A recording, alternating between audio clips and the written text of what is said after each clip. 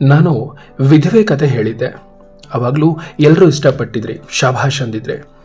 ಈಗ ಹೆಣ್ಣು ಮಗಳೊಬ್ಳು ಸ್ವಾಭಿಮಾನಿ, ಅವಳು ಅಬಲೆ ಅಲ್ಲ ಅಂತನೋ ಒಂದು ಕತೆ ನಿಮ್ಮ ಮುಂದಿಡ್ತಾ ಇದ್ದಾನೆ. ನಾವು ಬದುಕಿನುದ್ದಕ್ಕೂ ನಮ್ಮ ಜೊತೆಗೆ ಅವ್ರಿರ್ತಾರೆ, ಇವ್ರಿರ್ತಾರೆ, ಅವ್ರಿಗೋಸ್ಕರ ಬದುಕ್ತೀವಿ, ಇವ್ರಿಗೋಸ್ಕರ ಬದುಕ್ತೀವಿ ಅಂತಲೇ ಇರ್ತೀವಿ. ಆದರೆ ಬಹುಶಃ ಮರ್ತಿರೋ ವಿಷಯ ಏನು ಅಂತಂದರೆ, ಈ ಬದುಕು ನಮಗೆ ಬದುಕುವ ಧೈರ್ಯ ಯಾವಾಗ ಕೊಡುತ್ತೆ ಅಂತಂದರೆ, ಯಾವಾಗ ನಾವು ಸ್ವಾಭಿಮಾನಿಗಳಾಗಿ ಯಾರಿಲ್ಲದೆ ಹೋದರೂ ನಾನು ನನ್ನ ಬದುಕನ್ನು ಬದುಕಬಲ್ಲೆ, ಈ ಸಮುದ್ರವನ್ನು ಒಂಟಿಯಾಗಿ ಸಹಿತ ದಾಟಬಲ್ಲೆ ಅಂತನ್ನುವಂಥ ಆತ್ಮಸ್ಥೈರ್ಯಕ್ಕೆ ನಮ್ಮನ್ನು ನಾವು ಒಗ್ಗಿಸ್ಕೋತೀವಲ್ವ, ಬಹುಶಃ ಆವಾಗಲೇ ಅನಿಸುತ್ತೆ ಈ ಬದುಕು ಕೂಡ ನಮಗೆ ಸಾಥ್ ಕೊಡೋದು ಅಂತ. ಅದೇನೇ ಇರಲಿ, ಇವಾಗ ಕಥೆಗೆ ಬರೋಣ. ಜಗತ್ತಿನ ದೊಡ್ಡ ದೊಡ್ಡ ನಗರಗಳೆಲ್ಲ ಹೇಗಿರುತ್ತೋ ಗೊತ್ತಿಲ್ಲ.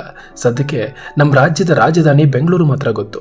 ನಮ್ಮೂರಲ್ಲಿ ಮಗ ಬೆಂಗಳೂರಿನಲ್ಲಿದ್ದಾನೆ ಅಂದರೆ ಮುಗೀತು. ಮೋದಿಜಿ ಸೀಟ್ ಬಿಟ್ಕೊಟ್ಟವ್ರೆ, ಇವ್ರ ಮಗ ಮುಂದಿನ PM ಆಗ್ತಿದ್ದಾನೆ ಅನ್ನೋ ಹಾಗೆ ಹೌದಾ ಅಂತ ಕಣ್ಣು ಬಾಯಿ ಬಿಟ್ಕೊಂಡು ನೋಡೋರೇ ಜಾಸ್ತಿ.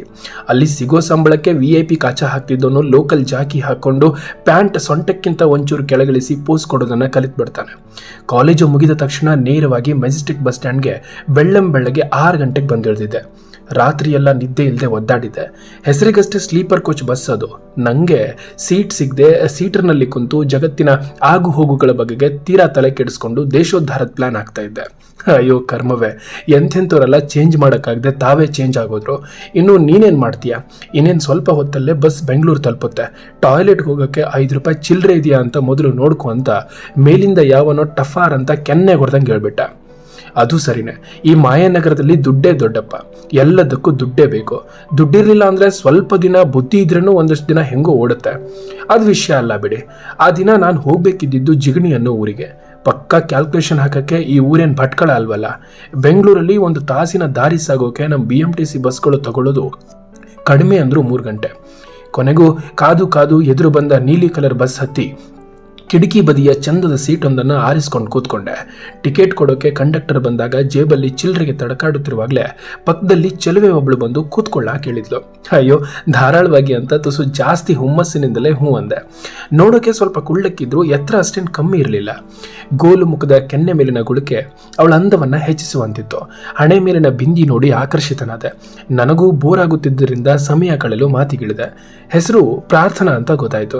ಎಲ್ಲಿಗೆ ಹೊರಟಿದ್ರ ಅಂತ ನಾನು ಮಾತು ಶುರು ಮಾಡುತ್ತಿದ್ದರೆ ಒಮ್ಮೆಲೆ ಅವಕ್ಕಾದ್ಲು.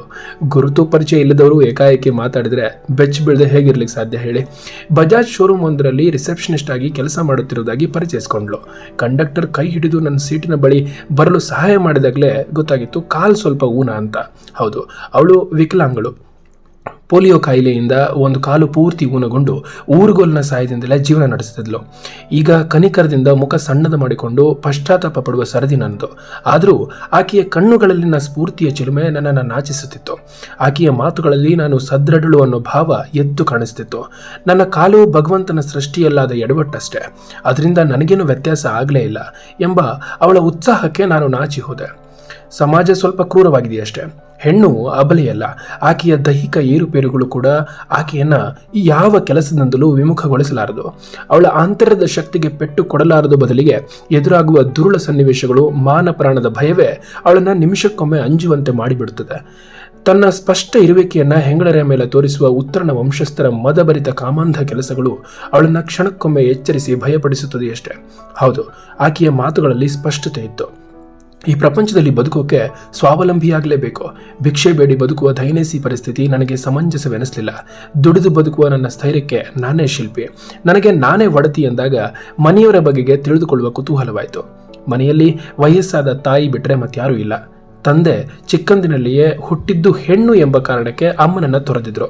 ಅಂದಿನಿಂದ ನನಗೆ ಅಮ್ಮ ಅಪ್ಪ ಎರಡೂ ಅವಳೇ. ಅವರಿವರ ಮನೆ ಮುಸುರಿ ತೊಳೆದು ನನಗೆ PUCವರೆಗೆ ಓದಿಸಿದಳು. ಈಗ ನಾನು ಅವಳನ್ನು ಸಾಕ್ತಿದ್ದೇನಷ್ಟೆ.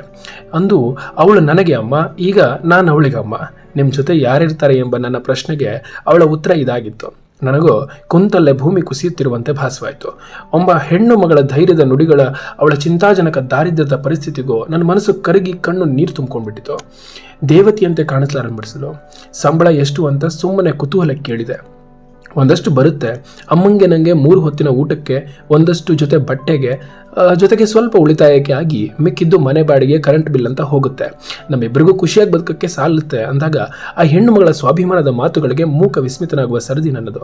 ಅವಳ ಮಾತುಗಳು ನನಗೆ ಯಾವುದಕ್ಕೋ ಪ್ರೇರಣೆಯಾದಂತೆ ಇತ್ತು.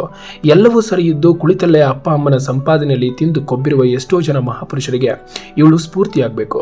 ಪಾಠ ಕಲಿಯುವ ಮುನ್ನವೇ ಬದುಕು ಕಲಿಸುವ ಸುಂದರ ಅಧ್ಯಾಯಗಳು, ಸಾಲು ಸಾಲು ಪೆಟ್ಟು ಕೊಟ್ಟು ಕಲಿಸುವ ಅವೇದ್ಯ ವಿದ್ಯೆಗೆ ಯಾವುದು ಸರಿಸಮವಾದಿತು? ಇಂಥ ಎಷ್ಟೋ ಸ್ವಾಭಿಮಾನಿ ಸ್ಫೂರ್ತಿಯ ಚಿಲುಮೆಗಳು ನಮ್ಮ ನಡುವೆ ಇನ್ನೂ ಇದ್ದಾರೆ. ಆಸಿಡ್ ದಾಳಿಯಾದರೂ ಡಾಕ್ಟರ್ ಆಗುತ್ತೇನೆಂದು ಪಣ ತೊಟ್ಟ ತುಬಾ ಬಗ್ಗೆ ಓದಿದ್ದೆ.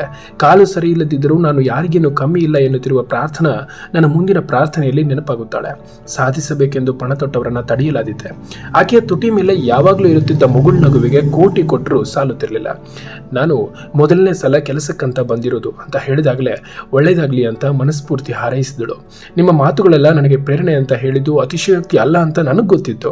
ಆದರೆ ಅಷ್ಟು ದೊಡ್ಡ ಮಾತಿಗೆ ನಾನು ಅರಳಲ್ಲ ಅಂತ ನಗುತ್ತಲೇ ನನ್ನ ಹೊಗಳುವಿಕೆಯನ್ನು ತಿರಸ್ಕರಿಸಿದಳು. ಸಾಧ್ಯ ಆದರೆ ಮತ್ತೆ ಸಿಗೋಣ ಅಂತ ನಿಧಾನಕ್ಕೆ ಅವಳ ಸ್ಟಾಫ್ ಬರುತ್ತಿದ್ದಂತೆ ಇಳಿದು ಹೋದಳು. ನನ್ನ ಮನಸ್ಸಿಂದ ಆ ಅದ್ಭುತವನ್ನು ಬೀಳ್ಕೊಡೋಕ್ಕೆ ಇವತ್ತಿಗೂ ಸಾಧ್ಯವಾಗಲಿಲ್ಲ. ಎಷ್ಟು ಸುಂದರ ವ್ಯಕ್ತಿತ್ವ! ಹರಕು ಬಟ್ಟೆ ತೊಟ್ಟು ಪಬ್ಬು ಬಾರು ಎನ್ನುವ ನವು ಪೀಳಿಗೆಗೆ ಈ ಹೆಣ್ಣು ಅದ್ಯಾವ ದೇವರ ಸ್ಪೆಷಲ್ ಬ್ರ್ಯಾಂಡ್ ಅಂಬಾಸಿಡರ್ ಅನ್ನೋದೇ ಗೊತ್ತಾಗಲಿಲ್ಲ. ಮತ್ತೆ ಸಿಗೋಣ ಎಂದಿದ್ದ ಅವಳ ಮಾತು ನಿಜವಾದರೆ ಅದು ನನ್ನ ಪುಣ್ಯ ಅಂದುಕೊಳ್ಳುತ್ತಲೇ ರಭಸವಾಗಿ ಬೀಸುತ್ತಿದ್ದ ಗಾಳಿಗೆ ಮುಖವಡ್ಡಿ ನನ್ನ ಪ್ರಯಾಣ ಮುಂದುವರಿಸಿದ್ದೆ.